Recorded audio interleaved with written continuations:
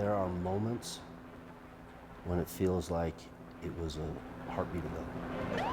And then there's moments where it feels like it was 25 years ago. Yeah, I'm fine, but a lot of other people aren't. And so that can change at a drop of a dime. 25 years ago, AJ Deandrea responded to Columbine High School for a shooting where 13 lives were taken. 25 years since, his emotions still ebb and flow. When it's close to you, when it is that just a heartbeat ago, those are heavy, heavy, heavy, heavy times, heavy moments.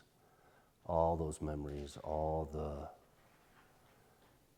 the decisions we were making, that day at the drop of a dime, things we had to live with for the rest of our lives. Recovery and resiliency weren't words AJ thought about in the days or even the weeks immediately after the shooting. The realization those two things were desperately needed came later. Columbine changed probably every aspect of my life. I found myself, I was sitting on the deck, I had a glass of bourbon, I had a cigar, and I was crying.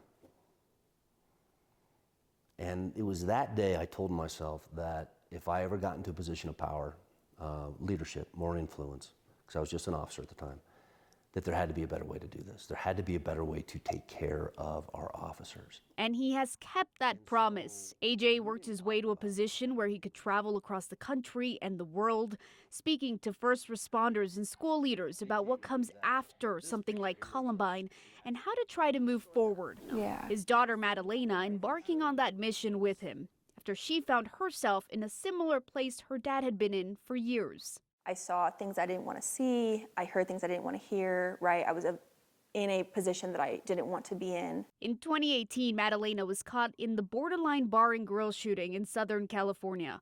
But she survived, in part because of the active shooter training her dad imparted growing up and the mental health journey AJ modeled for her. And I'm so lucky to be able to say my experience has been one of post-traumatic growth. This journey has led the two to work together to help others. They speak on stage together about active shooter training and, most importantly, how to continue living after the fact. It's going to happen. Bad things happen.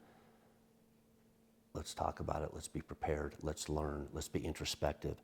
Let's be analytical. Let's be critical of our own actions, and let's figure out how to do it better. For Madalena, recovery and resiliency has made its way past her personal life. It's part of her professional one now, too. She is the Senior Manager of Strategic Projects, Recovery and Resiliency for Jeffco Public Schools, in service of the district she grew up in. To weave recovery and resiliency into things we do with our students and our staff and our community every day. To build a resilient community that is so resilient.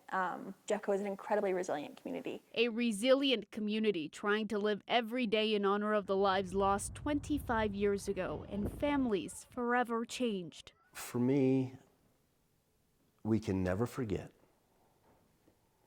We can never forget what happened. And at its raw essence, we need to understand why it happened. I will not for a second say that healing from trauma is easy, but it's possible. In Jefferson County, I'm Veronica Acosta, Denver 7.